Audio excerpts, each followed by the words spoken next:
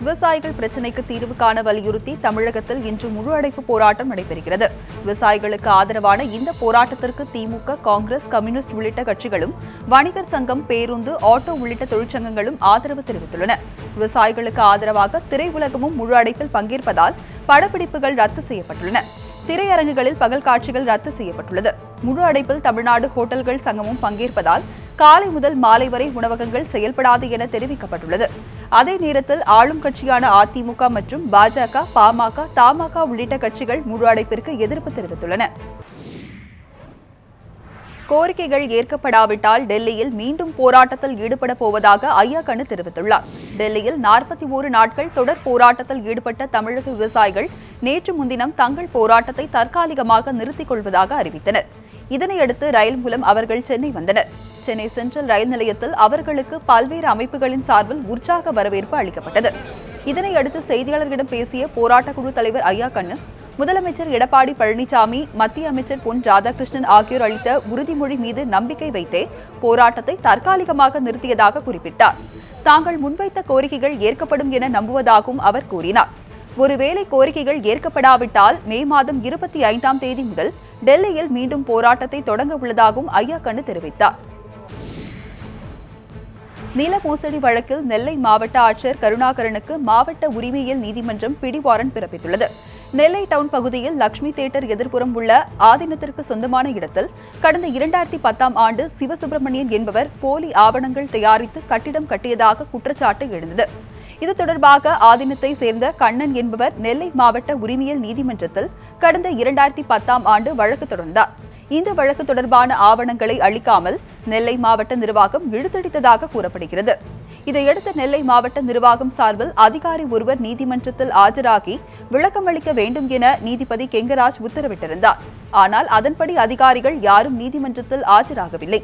இந்நிலையில் இந்த வழக்கு விசாரணைக்கு வந்தபோது நெல்லை மாவட்ட ஆட்சியர் கருணாகரன் வரும் சனிக்கிழமை நீதிமன்றத்தில் ஆஜராக நீதிபதி பிடிவாரண்ட் உத்தரவு பிறப்பித்தார்.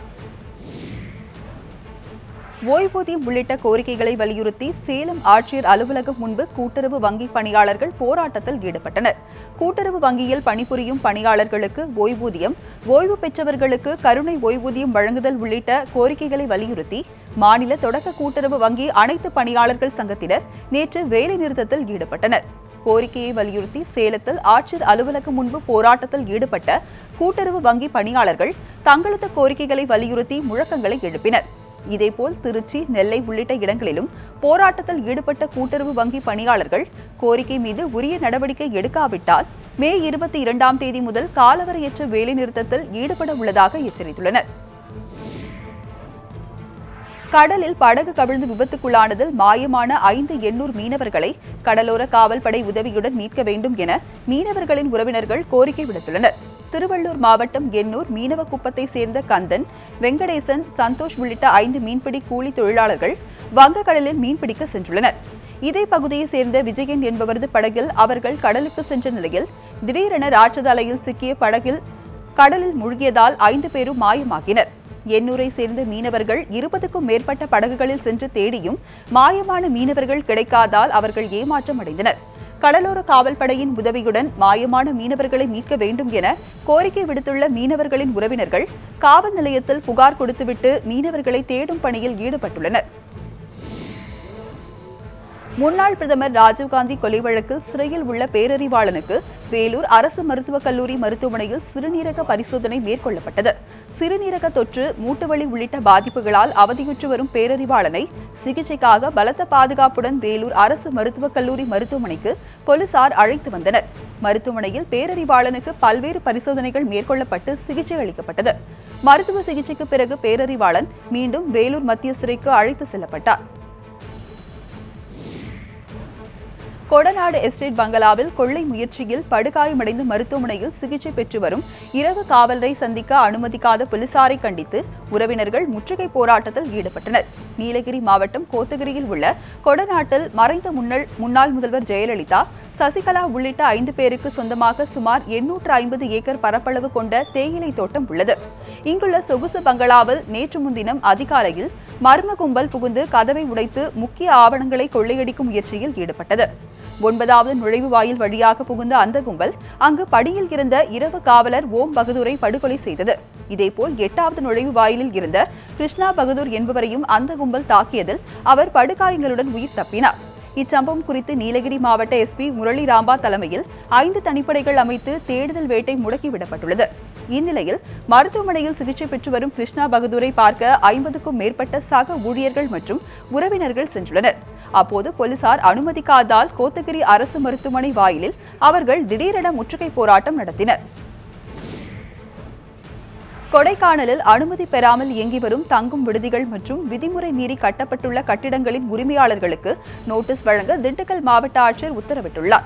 மலைகளின் இளவரசி என்று வர்ணிக்கப்படும் கொடைக்கானல் சுற்றுலா பயணிகளின் சொர்க்க பூமியாக திகழ்ந்து வருகிறது. கொடைக்கானலில் சுமார் 2500க்கும் மேற்பட்ட தனியார் தங்கும் விடுதிகள், உணவகங்கள், குடில்கள் உள்ளன. இவற்றில் 150 தங்கும் விடுதிகள் மட்டும் உரிய அனுமதி பெற்று நடத்தப்படுகிறது. நகராட்சிக்கு வருவாய் இழப்பு ஏற்படுத்தும் அனுமதி பெறாத விடுதி மற்றும் குடில்களை நகராட்சி அதிகாரிகள் மூடி வருகின்றனர். இதுவரை சுமார் 400 தங்கும் விடுதி மற்றும் குடில்களுக்கு நோட்டீஸ் வழங்கப்பட்டுள்ள நிலையில் மேலும் 1500க்கும் மேற்பட்ட தங்கும் விடுதிகள், குடில்களுக்கு நோட்டீஸ் வழங்க நகராட்சி நிர்வாகம் முடிவெடுத்துள்ளது. இதற்காக அனுமதி மீறி கட்டப்பட்ட கட்டிடங்களை வருவாய்த்துறையினர் கணக்கெடுத்து வருகின்றனர்.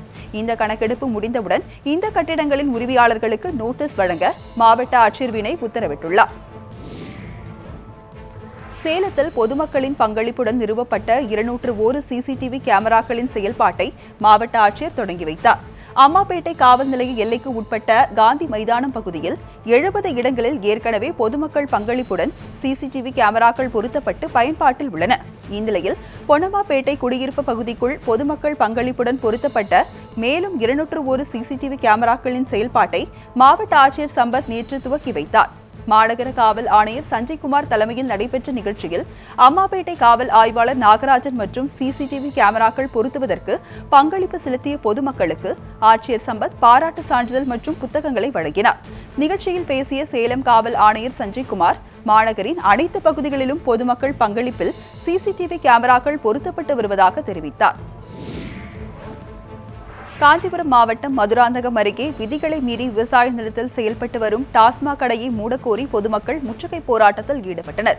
சித்தாமூர் ஒன்றியத்திற்கு உட்பட்ட புதூர் கிராம விவசாய நிலத்தில் செயல்பட்டு வரும் டாஸ்மாக் கடையை உடனடியாக மூடக்கோரி அப்பகுதி பெண்கள் உட்பட 100க்கும் மேற்பட்டோர் மதுக்கடையை முற்றுகையிட்டு போராட்டத்தில் ஈடுபட்டனர். தகவல் அறிந்து சென்ற போலீசார் உரிய நடவடிக்கை எடுப்பதாக கூறி போராட்டத்தில் ஈடுபட்டவர்களை சமரசம் செய்தனர். டாஸ்மாக் நிர்வாகம் மீது நீதிமன்ற அவமதிப்பு வழக்கு தொடரப்போவதாக கூறியுள்ள பொதுமக்கள் தங்களுக்கு ஏற்படும் இன்னல்களை மாவட்ட நிர்வாகம் புரிந்து கொள்ளவில்லை என வேதனை தெரிவித்துள்ளனர். சேலம் மாவட்டம் ஓமலூர் அருகே பள்ளி மாணவியை கடத்தி பாலியல் வன்கொடுமை செய்த இளைஞரை போலீசார் கைது செய்தனர்.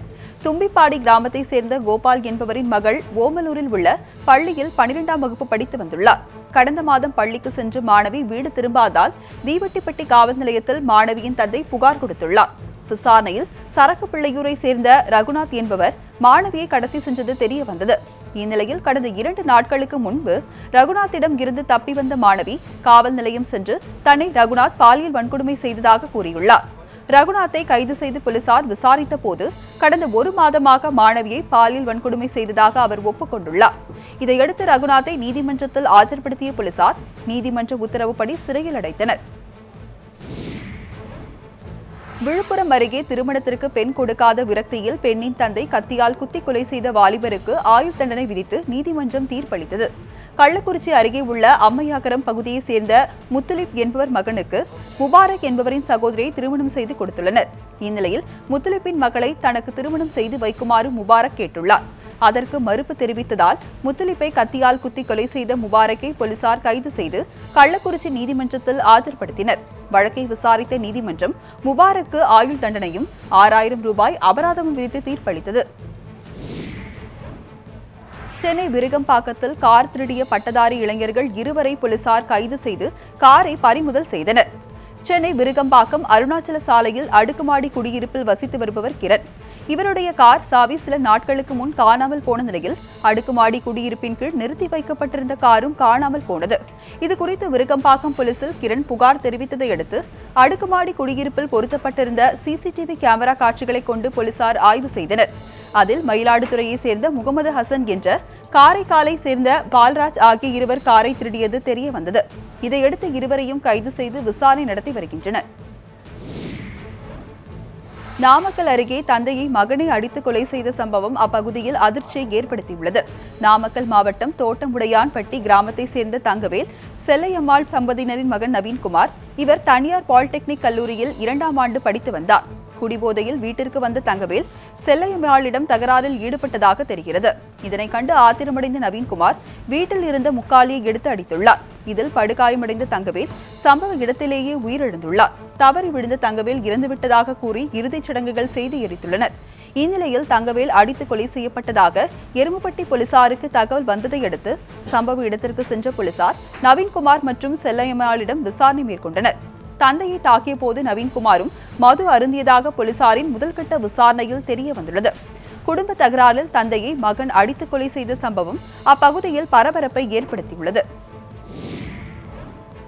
கிருஷ்ணகிரி மாவட்டம் போச்சம்பள்ளி அருகே வீசிய சூறாவளி காற்றால் கொட்டகை சரிந்து விழுந்ததில் சிறுமி ஒருவர் பரிதாபமாக உயிரிழந்தார். போச்சம்பள்ளி அருகே தொப்படிக்குப்பம் கிராமத்தில் சூறாவளி காற்றுடன் மழை பெய்துள்ளது. அப்போது வெங்கடேசன் என்பவரின் மகள் செவந்தி வீட்டின் முன்பு மாட்டுக் கொட்டகையில் அமர்ந்திருந்துள்ளார். பலத்த சூறாவளி காற்றால் திடீரென கொட்டகை சரிய தொடங்கியுள்ளது.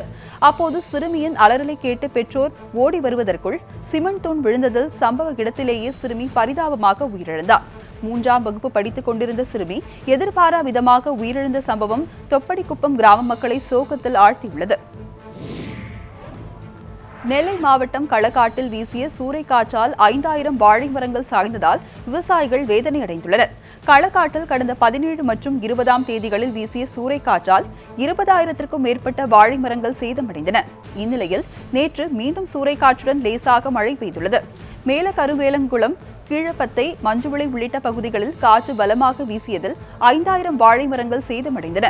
இதனால் பல லட்சம் ரூபாய் இழப்பு ஏற்பட்டுள்ளதால் வேதனையில் ஆழ்ந்துள்ள விவசாயிகள் தங்களுக்கு அரசு உரிய இழப்பீடு வழங்க வேண்டும் என கோரிக்கை விடுத்துள்ளனர். வேலூர் மாவட்டம் குடியாத்தம் ஆற்றில் தண்ணீர் வந்ததை வேடிக்கை பார்த்த கூலி தொழிலாளி நீரில் மூழ்கி பரிதாபமாக உயிரிழந்தார். மோர்த்தனா அணையில் இருந்து திறந்துவிடப்பட்ட நீர் குடியாத்தம் ஆற்றிற்கு வந்தடைந்த வேடிக்கை பார்க்க பொதுமக்கள் திரண்டுள்ளனர். அப்போது ஆற்றின் ஒரு பகுதியில் தனது கணவர் நீரில் மூழ்கிவிட்டதாக பெண் ஒருவர் கதறி அழுதுள்ளார். இதையடுத்து சிலர் நீரில் குதித்து அந்த நபரை காப்பாற்ற முயன்றுள்ளனர். எனினும் அவர் நீரில் மூழ்கி உயிரிழந்ததால் சடலமாக மீட்கப்பட்டுள்ளார். போலீசார் விசாரணையில் உயிரிழந்தவர் குடியாத்தம் அடுத்து காந்திநகரை சேர்ந்த பெருமாள் என்பதும் ஆற்றில் தண்ணீர் வந்ததை வேடிக்கை பார்த்தபோது நீரின் வேகத்தில் தண்ணீரில் மூழ்கி உயிரிழந்ததும் தெரிய வந்தது. நெல்லை மாவட்டம் செங்கோட்டை அருகே உள்ள குண்டாறு நீர்த்தேக்கத்தை உடனடியாக தூர்வார வேண்டும் என விவசாயிகள் கோரிக்கை விடுத்துள்ளனர். குண்டாறு நீர்த்தேக்கத்தை நம்பி சுமார் 2000 ஏக்கர் நிலப்பரப்பில் விவசாயம் மேற்கொள்ளப்பட்டு வருகிறது. கடந்த 1992ஆம் ஆண்டு ஏற்பட்ட புயல் வெள்ளத்தால் 36 அடி உயர் கொண்ட இந்த நீர்த்தேக்கத்தில் 15 அடுக்கு மண்மேடு ஏற்பட்டு நீரின் அளவு வெகுவாக குறைந்தது. இந்நிலையில் கோடை காலமும் தொடங்கிவிட்டதால் நீர்த்தேக்கத்தை உடனடியாக தூர்வாரி நீரின் அளவை அதிகரிக்க நடவடிக்கை எடுக்க வேண்டும் என விவசாயிகள் கோரிக்கை விடுத்துள்ளனர். இத்துடன் மாவட்ட செய்திகள் நிறைவு பெறுகின்றன. தொடர்ந்து இணைந்திருங்கள் நியூஸ் 7 தமிழுடன்.